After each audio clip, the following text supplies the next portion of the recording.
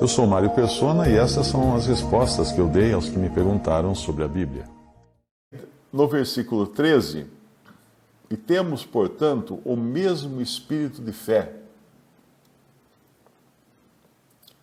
Então, o que segura um cristão é o mesmo espírito de fé. Como está escrito, cri, por isso falei. Nós cremos também, por isso também falamos. Isso aqui é uma lição muito importante para qualquer cristão. Qualquer um que tenha sido salvo por Cristo, ele vai querer contar para as pessoas como que isso aconteceu. Ele vai querer testemunhar, ele vai querer salvar outros também, levar outros a conhecer a salvação. Por isso, cri, né? Cri, por isso falei. Nós cremos também, por isso também falamos. Esse é o mesmo espírito de fé. Uma fé que não teme a morte. E por que a fé não teme a morte? O versículo 14 responde: sabendo que o que ressuscitou o Senhor Jesus, nos ressuscitará também por Jesus e nos apresentará convosco. A ressurreição é o ponto alto do Evangelho. Não existe Evangelho sem sangue, sem morte de Cristo e sem ressurreição. Porque se Cristo tivesse morrido e permanecido na sepultura, ele ia ser apenas um outro herói, aí, outra vítima, né, de injustiças, um Tiradentes ou qualquer coisa assim. Um mártir. Mas não, ele morreu e ele ressuscitou. A ressurreição é o selo final da obra que Deus fez por intermédio de Cristo Jesus. Ele não ficou na morte. Ao terceiro dia, ele foi tirado da morte, o Senhor Jesus. Ele ressuscitou. Eu sempre me lembro que quando eu me converti, eu estudava em Santos e morava no Guarujá. Meu pai tinha um apartamento no Guarujá, apartamento de férias. Então eu morava sozinho no Guarujá e ia todos os dias para Santos na faculdade. E eu ganhei do irmão que pregou o evangelho para mim uma revista, e a última capa da revista, uma revista grande, era uma revista tamanho grande, assim, né? Tipo revista Manchete, vamos dizer assim.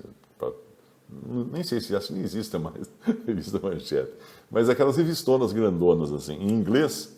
Tinha vários artigos cristãos em inglês, e na última capa tinha uma pintura maravilhosa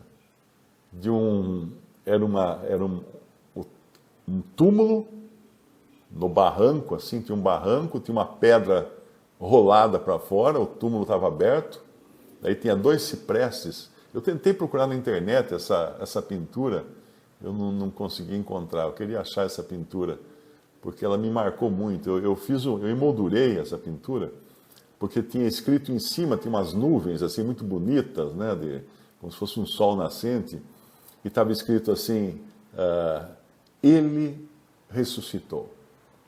Estava escrito em inglês. Ele ressuscitou. He is risen. Então eu pus uma moldura, pus na parede do lado da minha cama. Todo dia, toda manhã quando eu acordava, a primeira coisa que eu via era o túmulo vazio do Senhor Jesus Cristo. Essa é a certeza, a esperança e certeza do cristão, que o túmulo está vazio. Você tem muitos líderes religiosos no mundo inteiro, né? Você tem lá o Siddhartha Gautama, que é chamado de Buda, você tem o Maomé, você tem tantos outros aí, Confúcio e tantos outros, que seus túmulos estão cheios de ossos. E aí você tem o Senhor Jesus Cristo, cuja marca registrada é um túmulo vazio. Um túmulo vazio, que ele sumiu do túmulo, porque ele ressuscitou. Ressuscitou, foi visto por mais de 400 irmãos, subiu ao céu entre as nuvens, e do modo como ele subiu, ele voltará. Nós que cremos em Cristo, esperamos para qualquer momento o arrebatamento da igreja, que é a vinda de Cristo para os salvos. Nessa vinda, ele irá ressuscitar todos os que morreram em Cristo, ou seja, todos que morreram na fé, mesmo aqueles que nem chegaram a conhecer a Cristo, mas morreram na fé de que Deus iria providenciar um sacrifício por seus pecados. Todos os que morreram na fé, desde lá do tempo de Abel, todos, nós vamos ver Abel, nós vamos conhecer Abel, né? Conhecer Abel, Sete, Moisés, Noé, vamos conhecer essa turma toda. Eles todos ressuscitarão seus corpos, eles já estão em espírito, na presença do Senhor, os seus corpos ressuscitarão nesse dia, e em seguida, nós que cremos e estivermos vivos nesse momento, seremos transformados. Vamos abrir a passagem, para a gente não perder nada disso. Fica em 1 Tessalonicenses, capítulo 4. Os tessalonicenses estavam passando por muita perseguição, muitos deles estavam sendo mortos, torturados, jogados para as feras naqueles circos romanos. Então eles estavam meio que desesperados, né? E Paulo escreve para eles no capítulo 4 de 1 Tessalonicenses, versículo 13: Não quero, porém, irmãos, que sejais ignorantes acerca dos que já dormem. O que é os que já dormem? Os que já morreram. A expressão dormir é usada para os crentes que morreram. Quando é o incrédulo, morreu, mas quando é o crente, dormiu. Mas ela se refere apenas ao corpo, hein? Muita atenção, porque tem algumas religiões aí, tipo o adventismo, que diz que a pessoa que morre fica dormindo. Fica dormindo. Então, o céu é um grande dormitório, cheio de gente dormindo, desde Abel. Está todo mundo dormindo lá.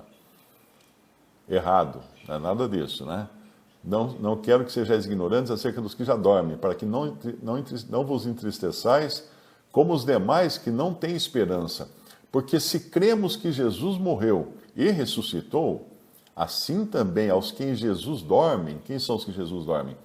Todos os que faleceram desde o primeiro salvo, lá no Gênesis, até aquele momento em que o Senhor Jesus vier. Aos que Jesus dormem, Deus os tornará a trazer com ele. Dizemos-vos, pois, isto, pela palavra do Senhor, que nós, os que ficarmos vivos para a vinda do Senhor, não precederemos, ou seja, não iremos primeiro do que os que dormem. Porque o mesmo Senhor descerá do céu com alarido, com voz de arcanjo, com a trombeta de Deus, e os que morreram em Cristo ressuscitarão primeiro. Os que morreram. Depois nós, os que ficarmos vivos, seremos arrebatados juntamente com eles nas nuvens, a encontrar o Senhor nos ares, e assim estaremos sempre com o Senhor. Portanto, consolai-vos uns aos outros com essas palavras. Esta é a grande esperança e o grande acontecimento reservado para os que creem. A qualquer momento, num piscar de olhos, como vai falar lá em 1 Coríntios capítulo 15, nós já acho que até passamos por essa passagem outro dia, no versículo 51, esse era um conhecimento que os judeus não tinham. Nem mesmo nos evangelhos nós encontramos isso daqui. Era uma revelação. Quando você lê a palavra mistério, mistério é algo que ninguém sabia. Não é uma coisa que é para ser resolvida, né? Que é difícil de resolver. Não. É uma revelação que ninguém conhecia. Foi revelada ao apóstolo Paulo, alguns mistérios, 9 mistérios mais ou menos. 1 Coríntios 15, 51. Eis aqui vos digo um mistério. Na verdade, nem todos dormiremos, ou seja, nem todos dormiremos, mas todos seremos transformados. Num momento, num abrir e fechar de olhos, ante a última trombeta, porque a trombeta soará e os mortos ressuscitarão incorruptíveis, e nós seremos transformados. Isso aqui é esse momento em que o Senhor vem buscar os seus. Porque convém que isso que é corruptível se revista da incorruptibilidade, e que isso que é mortal se revista da imortalidade. E quando isto que é corruptível se revestir da incorruptibilidade, e isso que é mortal se revestir da imortalidade, então cumprir-se-á a palavra que está escrita: tragada foi a morte na vitória. Onde está, ó morte, o teu aguilhão, o teu anzol? A morte não vai conseguir segurar mais ninguém. Onde está, ó morte, o teu aguilhão? Onde está o inferno, a tua vitória?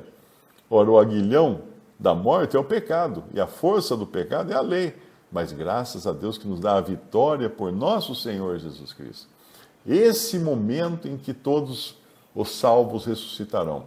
Depois, o mundo vai seguir, mas tem mais 7 anos, que é de princípio das dores, depois a grande tribulação, 3 anos e meio de grande tribulação. Depois Cristo volta para estabelecer o seu reino, e aí no seu reino viverão aqui na terra os que nunca escutaram o Evangelho. Porque os que escutaram e rejeitaram serão mortos, serão julgados e mortos. Quando Cristo vier para julgar as nações, ele vai dar um fim naqueles que escutaram o Evangelho e não aceitaram. Então a ordem é praticamente essa. Primeiro, os que morreram em Cristo ressuscitarão. Isso será um mistério, será um segredo, não será visível pelos incrédulos. Assim como a ressurreição de Cristo não foi visível. E quando ele vem nas nuvens só. Ele não desce, ele não faz o caminho todo até a terra. Ele desce nas nuvens. Os mortos são ressuscitados, sobem para encontrar com ele. Os que estiverem vivos nesse momento são transformados, sobem para encontrar com eles onde? Na nuvem, o encontro é nas nuvens. O encontro está marcado para ser nas nuvens, ou seja, acima dessa terra. Aí todos esses voltam com Cristo para o céu e começa então o princípio das dores aqui na terra. Aparece o anticristo, tudo isso depois que a igreja já foi levada embora, hein? Nós não vamos estar aqui para esperar o anticristo. Quem está esperando o anticristo não está esperando o Cristo. Nós estamos esperando o Senhor Jesus Cristo. Então, começa esse período de 7 anos, virá essa grande tribulação, os cristãos professos que nunca se converteram, as grandes religiões cristãs, se unirão naquilo que é chamado de Babilônia a Grande, lá em Apocalipse, e juntamente com o anticristo perseguirão uma pequena companhia, né, de judeus que irá se converter nesse tempo. Os que nunca escutaram o evangelho antes, eles irão se converter. E serão perseguidos, serão torturados, e tudo, serão mortos. Mas aí, quando Cristo vem para acabar com a farra, né, dos que se opõem a ele inaugura o reino de 1000 anos. Esse milênio é onde vão habitar todos esses judeus, esses pequenino rebanho do Senhor, e gentios que também se converteram nesse tempo, durante 1000 anos. Nós não estaremos aqui mais, nós vamos estar no céu. Desde lá de trás, a gente vai estar no céu. Nesses 1000 anos, Satanás ficará preso. Então ninguém poderá pecar por tentação externa. Mas ainda haverá alguns que nunca nasceram de novo, que apenas entraram no milênio, mas enrustidos, né? São incrédulos, enrustidos, ou talvez até que tenham nascido nesse período de 1000 anos, porque muita gente vai nascer. Vai continuar tudo, na terra vai ter famílias, vai ter casa, vai ter empresa, vai ter reinos, reis, presidentes, vai ter tudo isso, todo o sistema funcionando na terra. Só que tendo Cristo como rei de reis, ele reinando sobre os reis da terra. Aí então, durante esses 1000 anos, quem pecar morrerá no mesmo dia. Quem pecar vai morrer no mesmo dia. Não vai ter moleza não vai ser refresco a coisa. E poderão ser desses que talvez venham a nascer durante esses 1000 anos. Até que no final dos 1000 anos, Satanás é solto, ele arrebanha uma grande multidão para atacar Jerusalém, mas o Senhor Jesus desce e elimina todos eles. E aí vem o grande trono branco, que é o juízo final, né? Quando lá não tem salvação também. O juízo final é um juízo de lavratura de sentenças.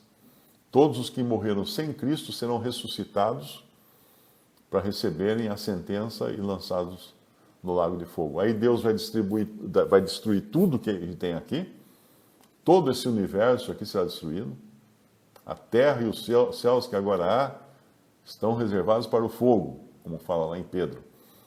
E vai criar de novo, nova terra e novos céus.